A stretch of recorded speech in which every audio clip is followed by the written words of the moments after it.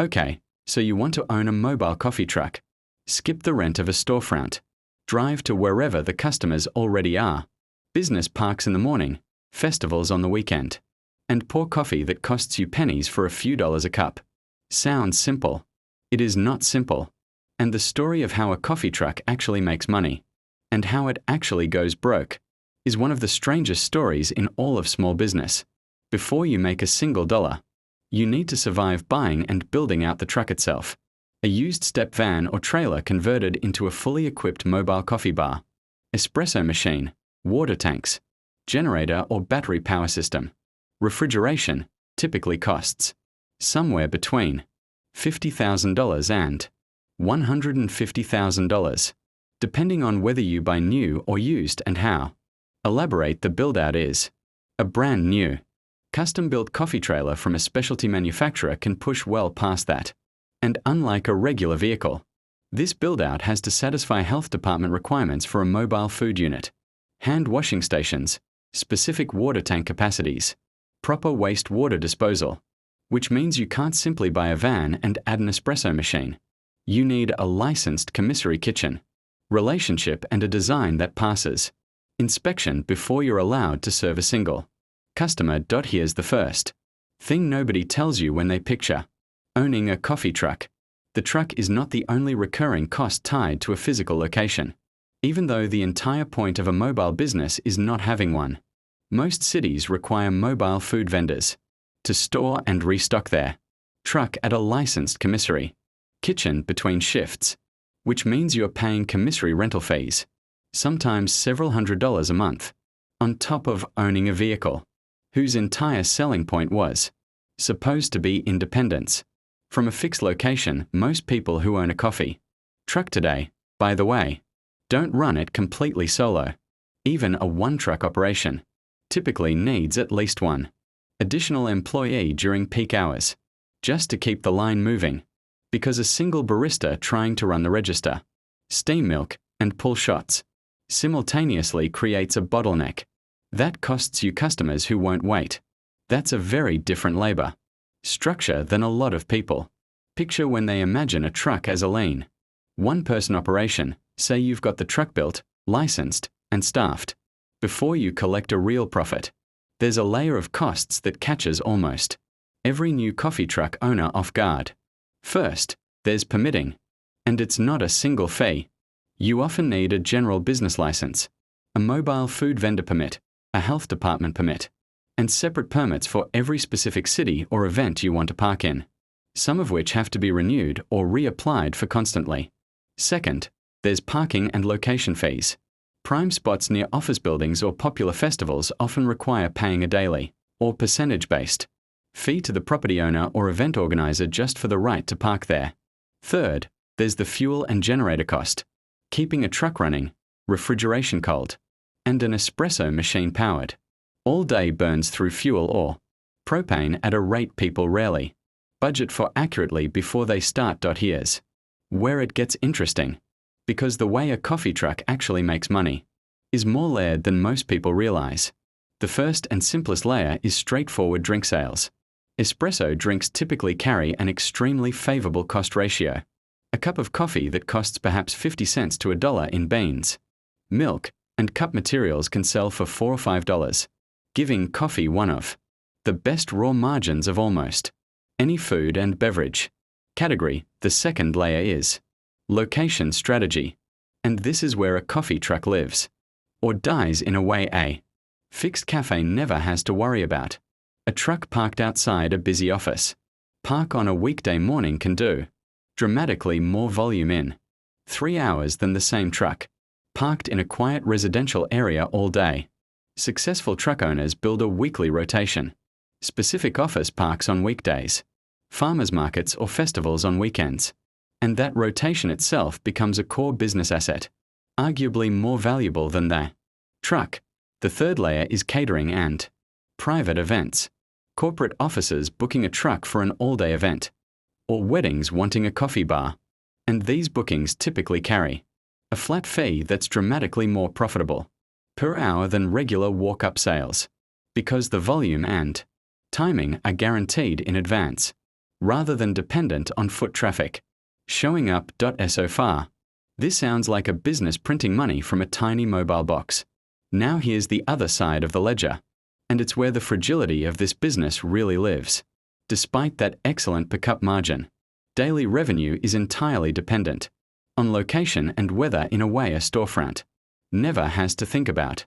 A storefront cafe has the same foot traffic whether it's raining or not. A coffee truck parked outdoors on a cold, rainy morning can see sales collapse by half or more. And unlike a cafe, there's no way to simply wait out a bad location. The truck has already committed its labor and fuel cost for that day regardless of how few customers show up. There's a detail buried inside the equipment cost structure that catches new owners off guard almost every time. Commercial espresso machines and generators are mechanically complex and run constantly under load. And when they break down mid-shift, unlike a home coffee maker, you can't just run to the store for a replacement part. Specialized repair technicians for mobile equipment are limited. And a truck sitting idle for repairs isn't just costing repair fees. It's losing an entire day or week of revenue with zero income to offset the fixed costs still accruing underneath it. Before we get to how coffee truck businesses actually fail, it's worth understanding the insight behind why the mobile food model exists at all. The entire appeal of a food truck, coffee or otherwise, is that it dramatically lowers the fixed cost of entry compared to a brick-and-mortar restaurant. No long-term lease, no expensive build-out tied to one address. The ability to chase wherever the customers currently are instead of waiting for them to come to you. That single insight, mobility as a substitute for expensive real estate, is why the food truck industry exploded over the last 15 years. But mobility solves the real estate problem. It doesn't solve the scaling problem. And that's exactly where ambitious operators run into trouble. Now here's the structural risk that runs through this entire industry. And it's best explained through the grilled cheese truck. A food truck company, not coffee specifically, but instructive for the exact same mobile food model. That took the unusual step of actually going public on the stock market in the early 2010s. The company had built a following with its original Los Angeles truck and used that popularity to raise capital, expand into a small fleet of trucks, and pursue licensing deals, positioning itself as a company that could scale a beloved single truck into a national mobile food brand. But running one beloved truck and running a coordinated fleet under public company reporting requirements turned out to be two entirely different businesses. The company faced mounting financial losses, struggled with the operational complexity of coordinating multiple trucks, locations, and staffing simultaneously, and became entangled in legal and governance disputes that are common when small operators take on public company obligations before their underlying business model is proven at scale. Its stock, once a novelty story about a food truck going public, collapsed, and the company's expansion ambitions unraveled amid the financial strain. Here's why this mattered beyond one company story. The core product, grilled cheese sold from a beloved single truck, worked. What didn't work was assuming the same formula that made one truck profitable and beloved would scale cleanly into a coordinated multi-truck operation with public shareholders expecting consistent growth. Mobility that makes a single truck efficient doesn't automatically make a fleet of trucks efficient. Coordinating multiple locations, multiple staffs, and multiple supply chains introduces exactly the kind of overhead complexity the mobile model was originally designed to avoid. To understand how this plays out at the level of a single coffee truck rather than a public company, picture an owner who's built a genuinely profitable single truck operation with a reliable weekly rotation. Encouraged by that success, they buy a second truck to cover twice the territory. Almost immediately, the simplicity that made the first truck work disappears. Now there are two staffing schedules to coordinate, two commissary relationships, two sets of permits, and the owner can no longer personally oversee every shift the way they did when there was only one truck to watch.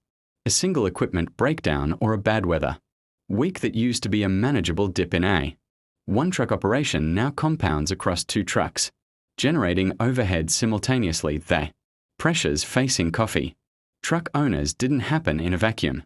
The mobile food industry as a whole has grown enormously over the past decade and a half, drawing in serious institutional interest and even public company attempts precisely because the low barrier to entry looked so attractive from the outside.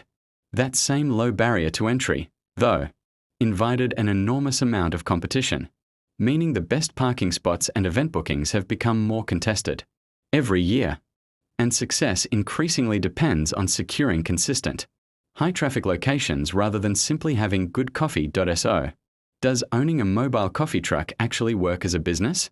In the optimistic scenario, you've built a reliable weekly rotation of high-traffic locations, secured a handful of recurring catering clients that smooth out weather-dependent walk-up revenue, and kept the operation to a scale you can personally oversee, without the coordination overhead that sinks larger fleets. In that case, coffee's excellent raw margins, combined with low fixed real estate costs compared to a cafe, can produce a genuinely profitable small business. In the realistic bad scenario, a run of bad weather collides with an equipment breakdown in the same month.